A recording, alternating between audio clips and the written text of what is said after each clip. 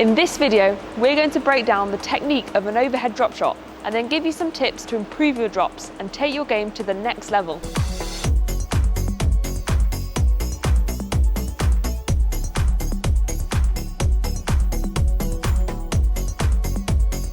Hello and welcome back to Badminton Insight. If you're new here, we're Greg and Jenny, two professional badminton players releasing a new video every Sunday on all things badminton.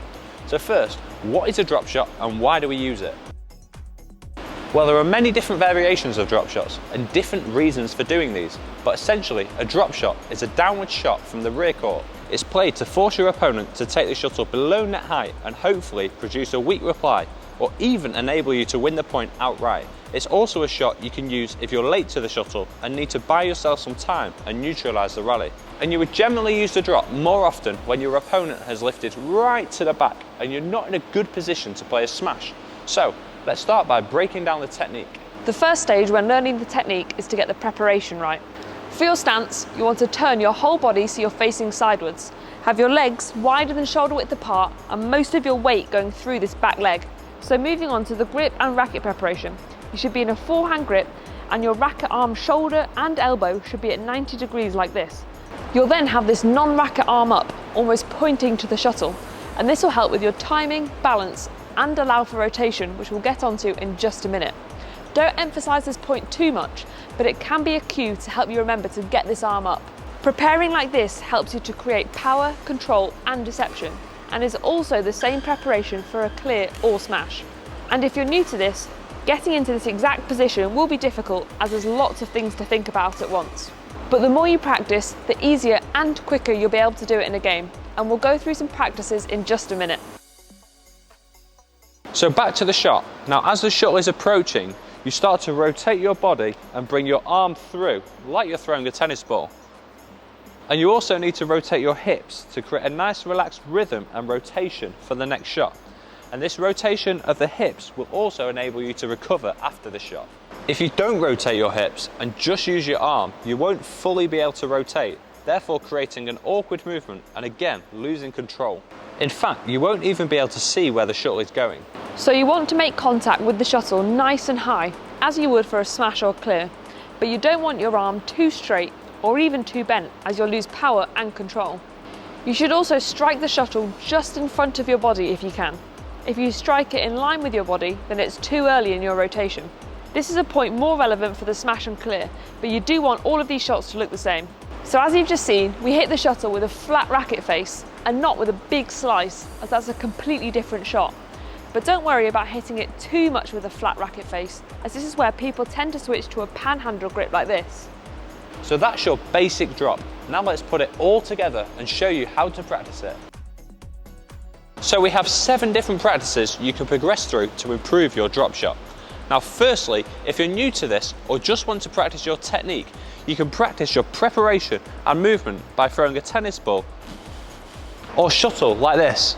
As we said before, it's a very similar action. Next, you can swap the shuttle in your hand for a racket. But we're not going to hit any shuttles yet, as we're just doing the movement. This is another good practice to focus on getting the technique right without worrying about hitting the shuttle. For our third practice, we're adding in the shuttle, in a simple practice aimed at isolating the shot execution. Here you can get a partner to high serve to you like this, one shuttle at a time, and you focus on the technical points that we discussed earlier, your body and racket preparation and your rotation into the shot. Don't worry about aiming at first, but once you get the technique right, you can add targets for both the straight and cross-court drop. A quick tip is to make sure you reflect after each shot. Don't just do 100 drops in a row without thinking about your technique. You could even video yourself to visually see where you might be going wrong. The next progression is to keep the shuttle going in a rally, so stood on the spot, getting your preparation right and hitting consistent drops to a feeder who is continuously lifting.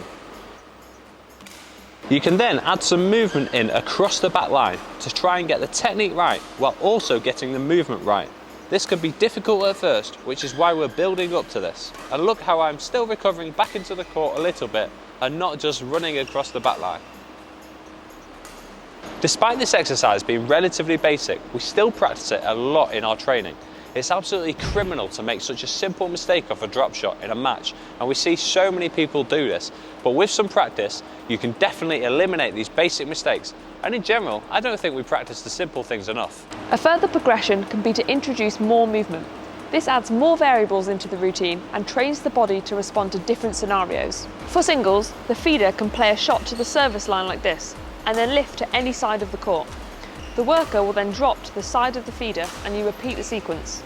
We'd suggest for around 30 shots or a minute. And for doubles, you can drop and then play a mid-court push like this.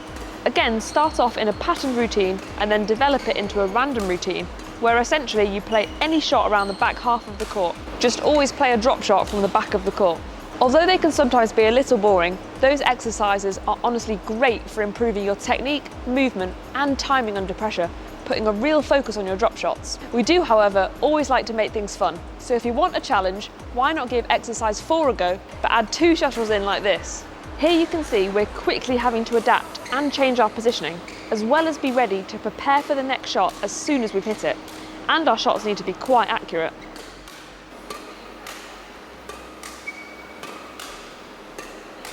And finally, it's important to note that there are 7 different varieties of drop shots, but that's way too much information for this video. So make sure you smash the subscribe button and turn the notification bell on so you don't miss out on the future video on that. And we'll see you on another video, maybe one of the ones we're about to show now.